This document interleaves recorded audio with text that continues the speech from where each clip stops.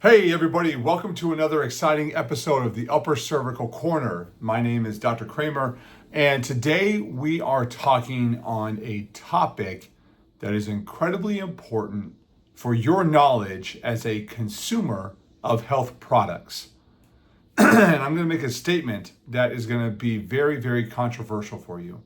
And that statement is, you are not your MRI. I cannot tell you the number of times I have had a patient call my office or a patient come in here and say, hey doc, I think I have a herniated disc. I think I have a spinal deformity. I think that my disc is ruptured. I think I have a slip disc. I think I have a, bulging disc, right? And I want to get an MRI to see what's going on. Well, so here's the data for you. If you look at all the history of images and you are middle-aged and American, 50% of us have a herniated disc, a slip disc, a bulging disc, whatever term you want to use for it, we all have it. But does that correlate to the symptomatic presentation of pain that you are suffering from? And 9 times out of 10, absolutely not. You see, it's really fascinating to us because the industry of health is just that. It is an industry. It is designed to show the patient the rationale for taking the steps forward to pay the person who is providing the level of care, right? But what's fascinating about this is when you look at the longevity study of surgical intervention versus conservative intervention, 9 times out of 10, the conservative intervention wins. So what is an MRI's purpose in your life? It is designed to send you down that path of eventually getting operated on. So today, what I would like to challenge you on in this is that we need to know the rational reasons for taking an MRI, right? Are there instances where surgery is absolutely necessary? Sure, right? If you're losing control of your bowel or bladder, if you're unable to stand up for more than 10 seconds at a time without your lower extremities going numb, right? These are reasons to rationally evaluate a surgical intervention. However, for the vast majority of us that are just suffering from pain, what is happening in the long term, right? So chronic, this is what we have to distinguish here, is not the acute issue, but something that has been happening for 1 year, 3 years, 5 years, right? What has happened is that pain signal has now manifested in your brain, right? It has started what is called the doom and gloom loop, and it has continually emitted the stimulus to generate anxiety, depression, fear, stress, right? It is no longer located in your shoulder or your elbow or your neck or your back or wherever you may be suffering from. This is now hardwired into your neurological system. And so what is happening is that every time that stimulus is fired, neurons that fire together, wire together, it is more deeply ingrained into our brain patterning system, causing us to have that experience over and over and over again, perpetuating the doom and gloom cycle of fear. Which is why when we get the MRI, we're like, oh my God, this sign of hope, here it is. And now I can get the surgery and it's going to solve the problem. However, for many of you, you get the surgery and the problem still isn't solved, right? And so today, what I would like to talk to you about is this idea that you are not your MRI, right? An MRI is great for gathering data. That's what it's for, right? It's unemotional. And so even if you have a herniated disc, it doesn't necessarily mean that it's the end of the world, given that 50% of us, 150 million people, have one of these things. And so here's what my suggestions are for you when you encounter this as a patient, right?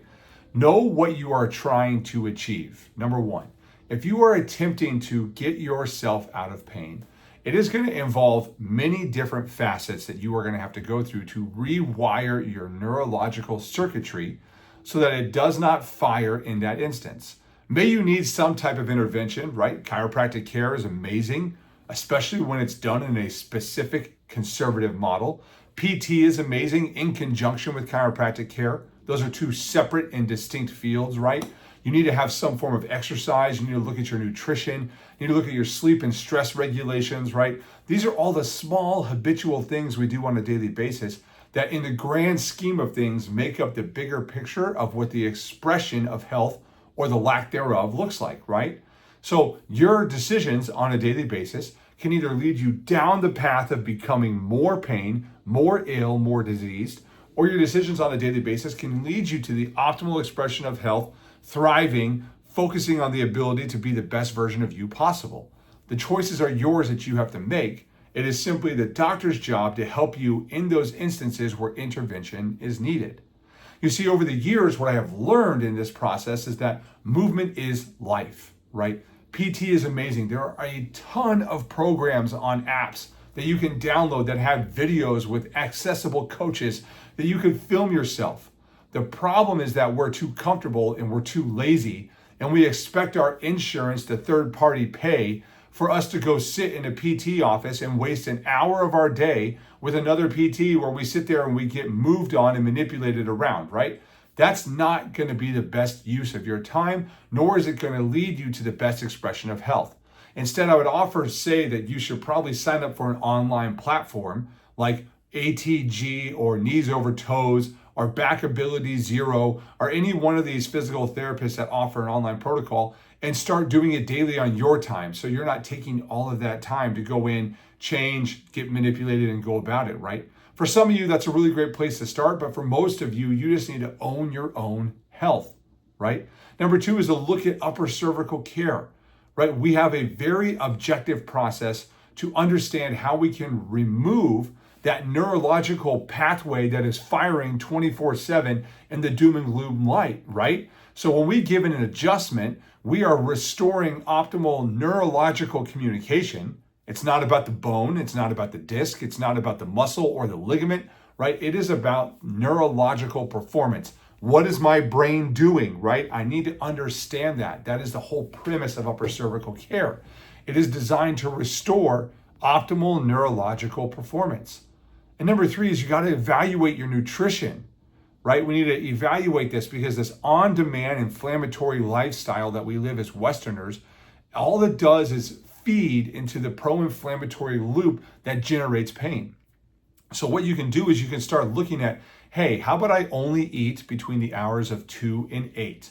How about I take my body weight, I multiply that number by 10, and that is my total caloric load that I'm going to have on a daily basis.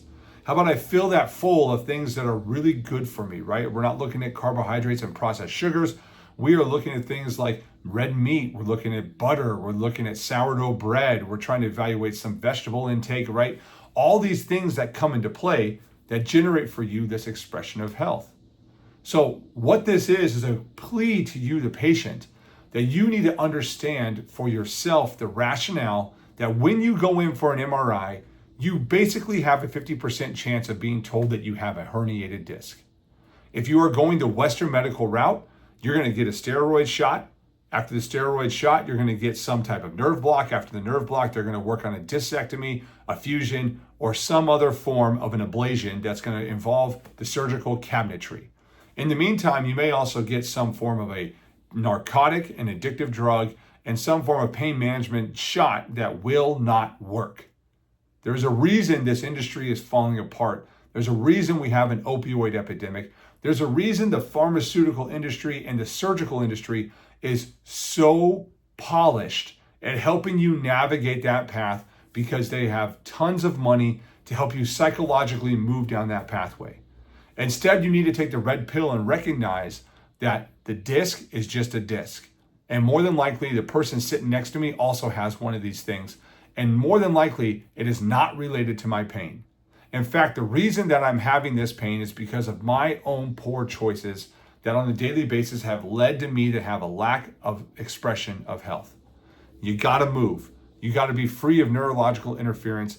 You gotta eat properly, and you have to understand how you regulate your stress. Most importantly, you are not your MRI. You are an optimal, thriving human being that makes choices daily that either determine the opportunity for health or the opportunity for disease. Where you fall on that path is going to be your extreme ownership that you have to take account for.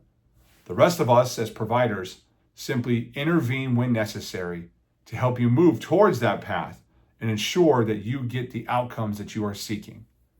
So next time you decide to get that MRI, recognize that it is not related to your pain presentation. and recognize that it is simply a tool that allows you to have information that you can make a better educated decision about how you can reclaim your health. I'm Dr. Kramer. This is the Upper Cervical Corner. Hey, if you guys are local to the South Lake area and you are interested in South Lake or interested in upper cervical care, we offer complimentary consults. Just reach out to us at the number in the comment section, and we'll be glad to help you get started on your path to reclaiming your neurological health.